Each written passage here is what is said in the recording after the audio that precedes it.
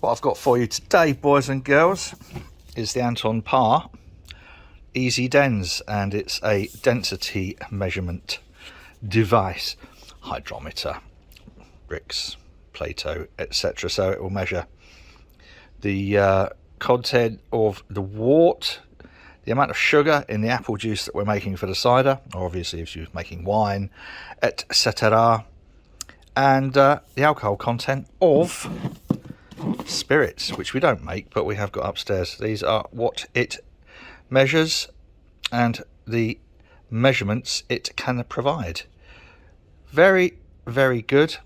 Not cheap. The good thing about it is it only needs 2 ml sample. Tiny sample. It's ultra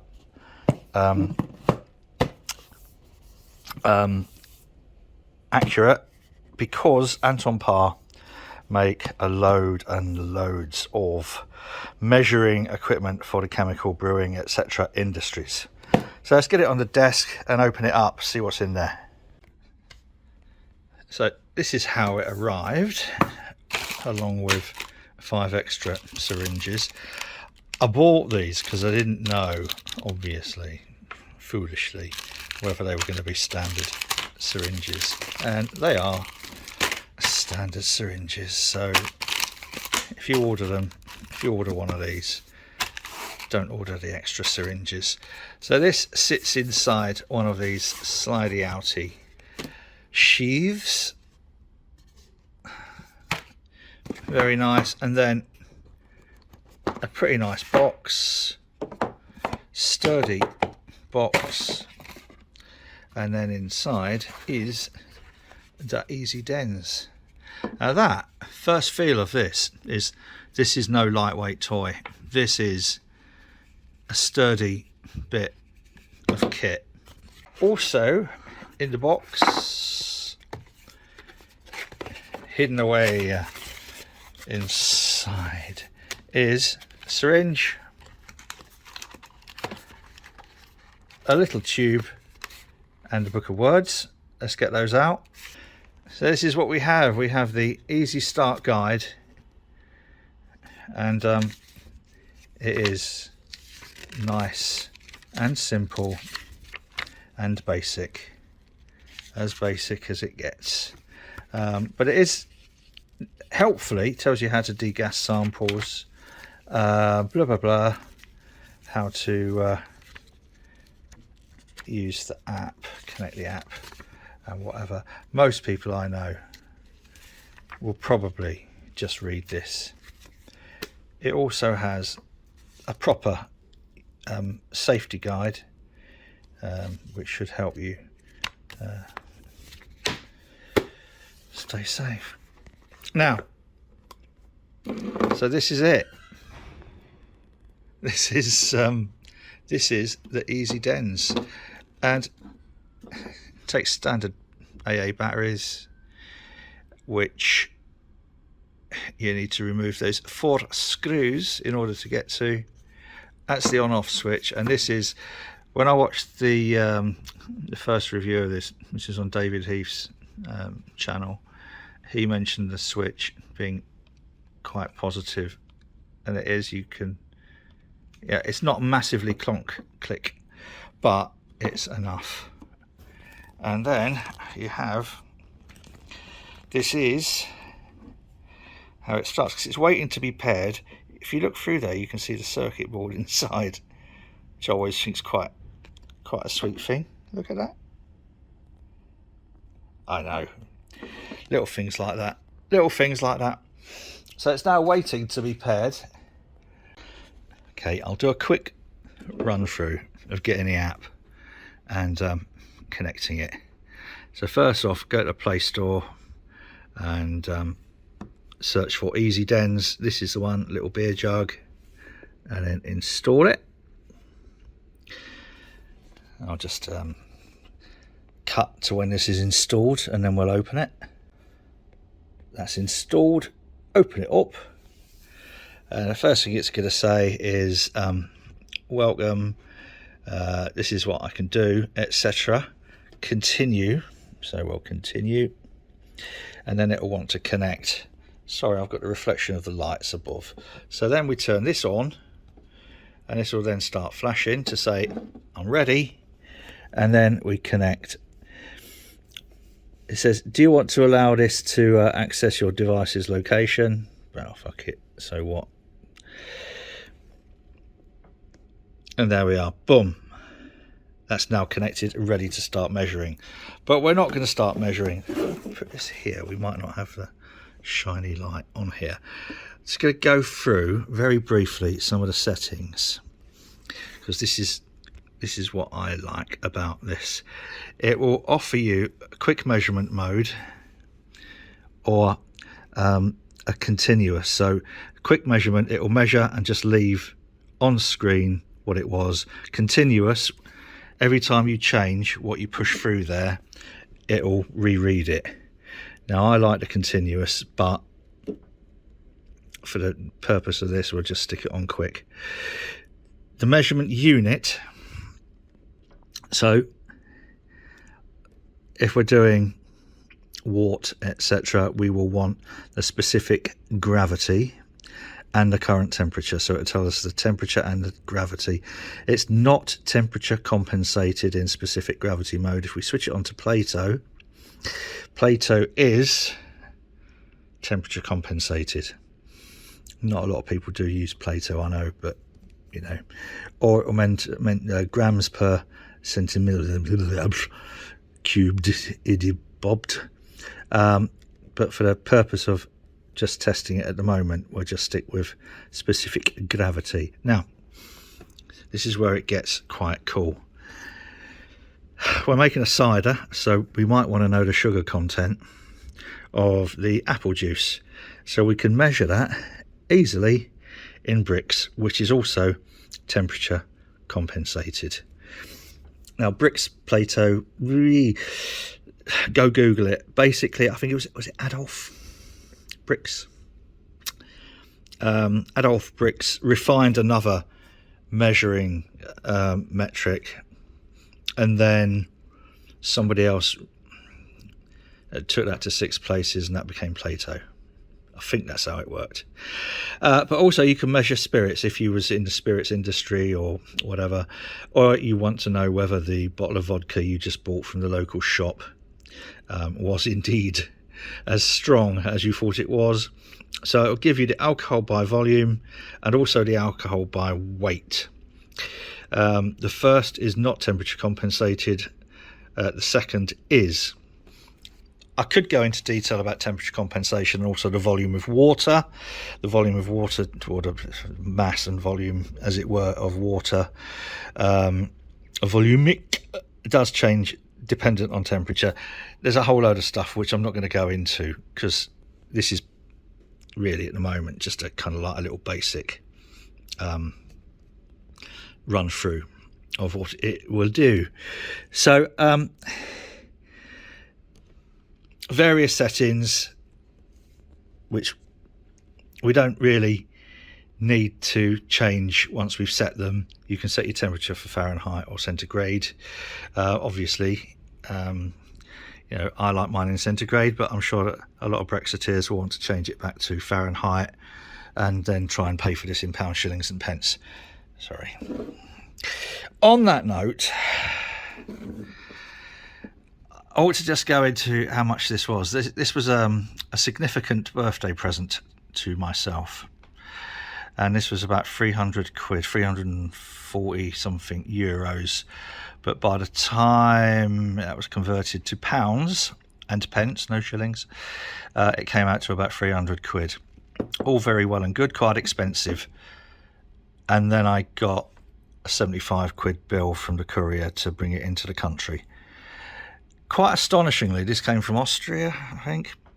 I ordered it on the Tuesday and it arrived Wednesday afternoon after I'd paid the 75 quid to the courier. Thanks, Brexit. Just cost me an extra 75 quid. Obviously didn't really think about that. Yeah, I know. So we're going to get testing it. In order to test this properly, you need to degas any beers that you're going to put in there if you want to get the final gravity from a beer that's been fermenting for a while. Now, the reason I mention that is obviously things like wort, etc. won't have any carbon dioxide in. I'm going to be interested in measuring some of the bottles that I made a year or so ago, and some cans. So I'm going to want the gravity as it is now, the specific gravity as it is now. So in order to degas, we'll take some samples, and you can either swish them around or stir them, or put them, like I'm going to do, into a ultrasonic cleaning bath.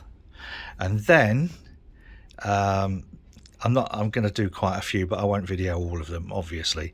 So just an idea of how this works and how little you need in order to get a measurement. Just a quick mention, the second time you open the app, it will tell you that it's unlocked these features, which is the continuous mode and data export. Now, data export isn't something I've used, but you can create batches, and you can then do multiple measurements and save them to that batch. That can then be exported or saved elsewhere. I don't think you can actually import. So if you created it on here, I don't think you can actually then import it onto another device that has the app. I'll come back to that, maybe. Let's get over to degassing some beers. So this is the rhubarb smoothie milkshake, and this is the spring ale. These are two little samples that I've pulled off just to taste. Now, in order to double check the final gravity of this, if I was using a hydrometer, I'd need to use 100 ml of it and degas it. Several ways of degassing. The easiest way for me, because I've got one of these ultrasonic cleaners in the workshop, is to take that, put that in there and that in there, and just turn it on. I won't do it because it makes a noise. I'll do it in a second. Another way, you can just stir it, or you can just leave it overnight so it goes flat. Right, so let's get it going. I'll show you it. Removing all the CO2. First of all, we are going to calibrate it just to double check. Now, the way this works is you put your liquid in here, it goes down and through. Oops, you're trying to measure something that isn't measurable. Right. And it squishes out through here. This is distilled water in here. Ooh, what's happening here? Got it. Okay, thank you. So we're not going to start the measurement just yet. This is distilled water. We're going to shove that in there. And just look how little you need. That's now coming out. So we need very, very little for the sample. 2 ml is what we need for the sample. And now we're going to start measuring, and it'll tell us that it'll be 1000, because it's distilled water. And it'll also tell us what temperature it is, 22.9, which is actually spot on because I measured it with the one for the brewery. So that's good. Now, here's the clever part. Zoom out, Martin, and so you can let the dog see the rabbit. So we've now calibrated that to 1000. Let's take a small sample of our wheat beer. Now remember, if I was doing this with the hydrometer, I'd need 100 ml, or a fifth of a bottle. Just look how much I need to put in here. Look, that's it. And if we then restart this,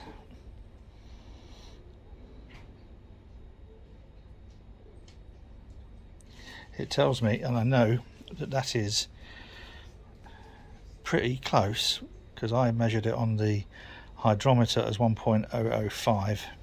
So that is probably more accurate than when I measured it.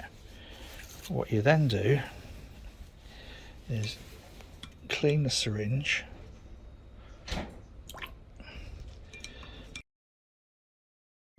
And finally, this is the spring beer.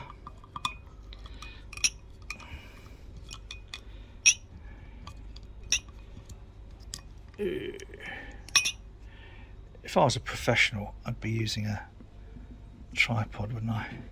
So here we go. And finally then, we've just cleaned that out. And finally the spring beer.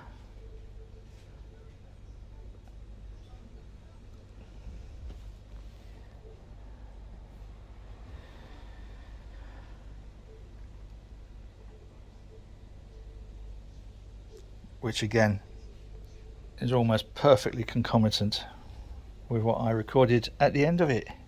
So there we have, very, very quick test, not very messy, pretty accurate, and very, very quick indeed. None of that dicking around with, bobbing around with a thermometer and bobbing around with a hydrometer and then doing the calculation. I'm just going to flush that through. And a little bit more. Let's give it a good thorough clean.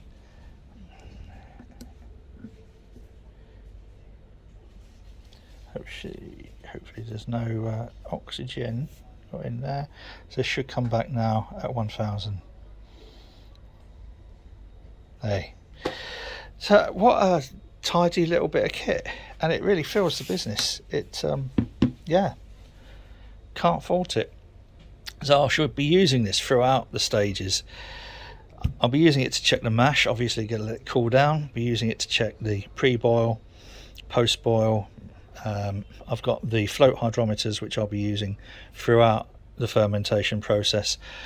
I will then double check the final gravity with this against the float hydrometers. They're not going to be exact, I don't think, but they're not going to be a million miles out. And then I can always do out of the tap just to double check what we've got. So I think that is a beautiful bit of kit. Bit different, get outside, get a bit of fresh air and all that sort of stuff. Welcome to Sheffield Canal. This is a month or so on. Video might be a bit disjointed because I've been doing lots of little bits of filming here and there. There's some more filming to come, but I didn't want to overload everybody with another boring long video. What do I think a month on? I love it, and I've been playing with it a lot to measure lots of different things. It is simplicity itself, reliability itself, stunningly accurate, but as I did say, bloody expensive. You're talking 375 quid in the UK after you pay the Brexit tax. If you live in Europe or somewhere within the European trade thing, you will be looking at 300 quid, 320 euros, whatever, something like that. Oh, actually it's got a bit bloody windy now. Do you know what? I think I'll finish this inside. Phew, it's better. A bit warmer and less windy. Yeah, so it's a lot of money, but I've got this, as some people know from an academic background, if you don't measure it, you can't control it. Whatever that is, whether it's brewing or whether it's chemistry, or anything, human behaviour or science, anything like that, if you don't measure it, you can't control it. So for me, this panders to my need for control of measurement, and it is fantastic, wonderful, beautiful bit of kit. I can't really see myself being without it now, and some of the things that I've thrown through it in the last few weeks is just, yeah, there are some more videos, as I say, to come. In the longer term, I don't know, am I going to regret buying it? I doubt it, but as I say, this is the single most expensive bit of kit I have ever bought as far as my little brewing hobby is concerned. It has become kind of quite consuming, this hobby.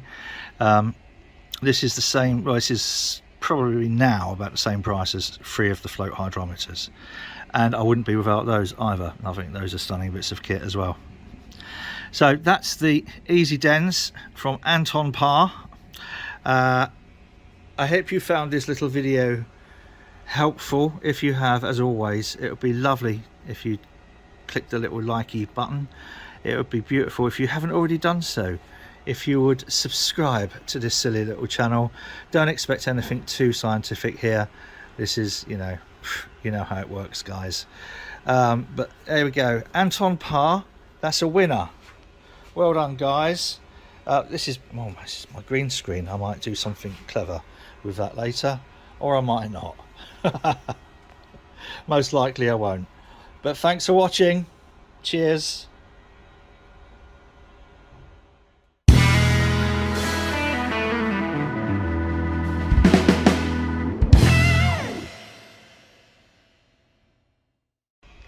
I don't know whether that'll make a decent thumbnail or not.